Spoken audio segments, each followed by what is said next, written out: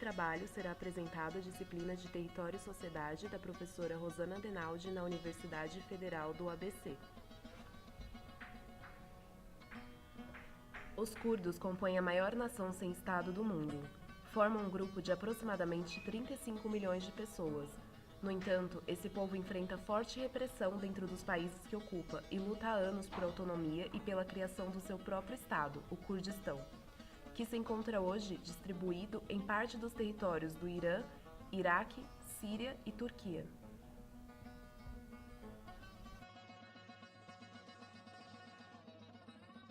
Meu nome é Monique Sochachevsky Gold, nome complicado. Eu sou historiadora e internacional. São cerca de 30 milhões de pessoas, né?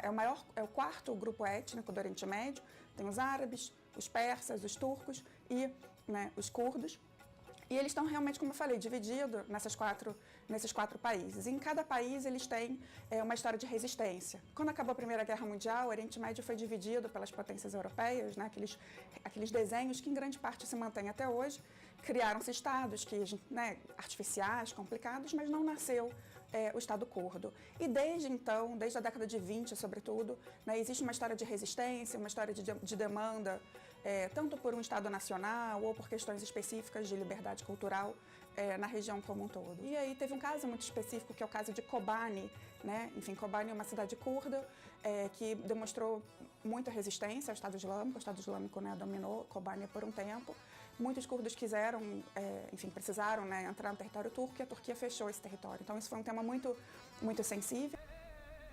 As constantes ameaças no território curdo geram uma diáspora, cujo principal destino são países europeus como a Alemanha e a França.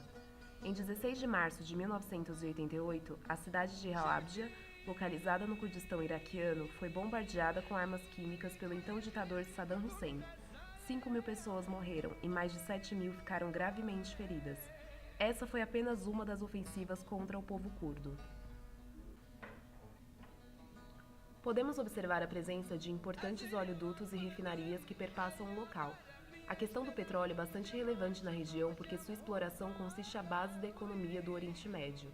Trata-se de uma matéria essencial para o modo de produção contemporâneo e se concentra predominantemente nesta região, onde está mais de 50% do petróleo do mundo. Foi motivo de muitos conflitos, como a Guerra do Golfo e diversas intervenções estrangeiras. O clima do Oriente Médio é predominantemente árido e semiárido, ou seja, a região sofre com a escassez de água. Logo, o maior obstáculo à concretização do Estado do Kurdistão é a disputa pelos recursos naturais presentes no espaço reivindicado, algo que gera conflitos de interesses, além das políticas próprias e muitas vezes em desacordo dos países onde a população curda se concentra.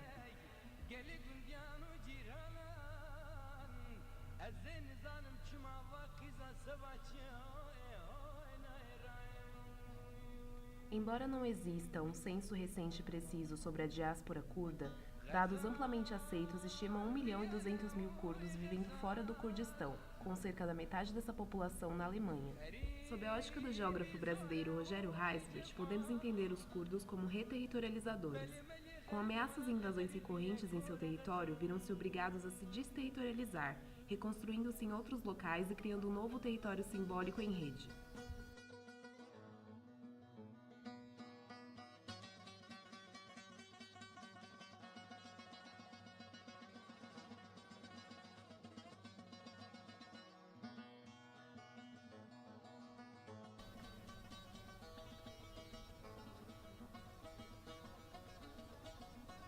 Para Heisbert, não existe um indivíduo sem território. Os curdos, embora não tenham reconhecimento do seu estado, estão inseridos em um contexto geográfico no qual exercem sua territorialidade. Essa territorialidade se manifesta no exercício de sua arte, cultura e tradições milenares, que o povo curdo luta para manter. A formação do território curdo se deu de maneira complexa, envolvendo perseguições e disputas ao longo dos séculos. O Kurdistão é um território de difícil domínio e sofre constante oscilação entre o excesso de Estado e a sua completa falta. Com isso, podemos fazer uma analogia ao processo de consolidação de um Estado num cenário periférico. No livro Território e História do Brasil, de Robert Morais, o autor apresenta as dificuldades desses países de se posicionar no sistema internacional e de se apropriar de sua história para criar a sua identidade, o que levou à sua negligência no cenário global por décadas.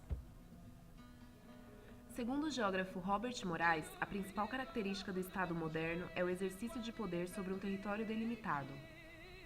Atualmente, o Kurdistão detém uma região autônoma e reconhecida no norte do Iraque, mas esse pequeno território não corresponde a um Estado curdo pleno e nem abrange a pluralidade da sua população. A formação identitária do povo curdo e a ideia de um Estado-nação somente ganhou força no século XX, com o desenvolvimento do debate entre a esquerda turca. Antes disso, o movimento de unificação esteve enfraquecido devido a uma assimilação cultural e linguística imposta pelos países vizinhos, como maneira de fragmentar o Kurdistão. A Turquia, país do Oriente Médio de maior concentração curda, adotou políticas mais duras e xenofóbicas após a dissolução do seu território numa tentativa de reunificá-lo. Esta repressão se estendeu aos outros países e estimulou o processo de negação da origem curda entre aqueles que queriam se integrar social e economicamente. Eram considerados atos terroristas, inclusive o uso de palavras como Kurdistão e curdo na Turquia. Hoje, os curdos estão longe de uma unidade política, quem dirá territorial. Mesmo que haja uma identidade cultural entre seus diversos grupos, fortalecida pela divulgação artística da cultura curda, cada um busca independência isoladamente. Esse fato leva o povo curdo a constantes territorializações. A dinamicidade do território abordada pela perspectiva filosófica deste conceito é bastante evidente.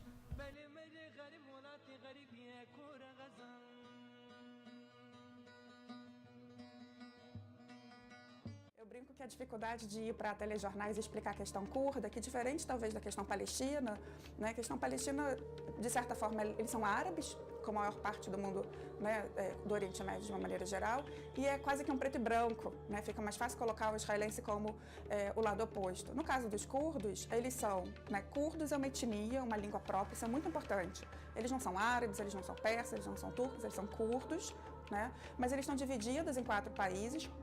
Em cada país eles têm uma luta própria, tem uma agenda comum, sim, mas existem muitas lutas internas também. O conflito territorial do povo curdo é apenas um dos inúmeros problemas que há anos geram guerras no Oriente Médio e que, na atualidade, são responsáveis pela maior crise humanitária da história. De acordo com Milton Santos, as crises são inerentes ao capitalismo e ao processo de globalização.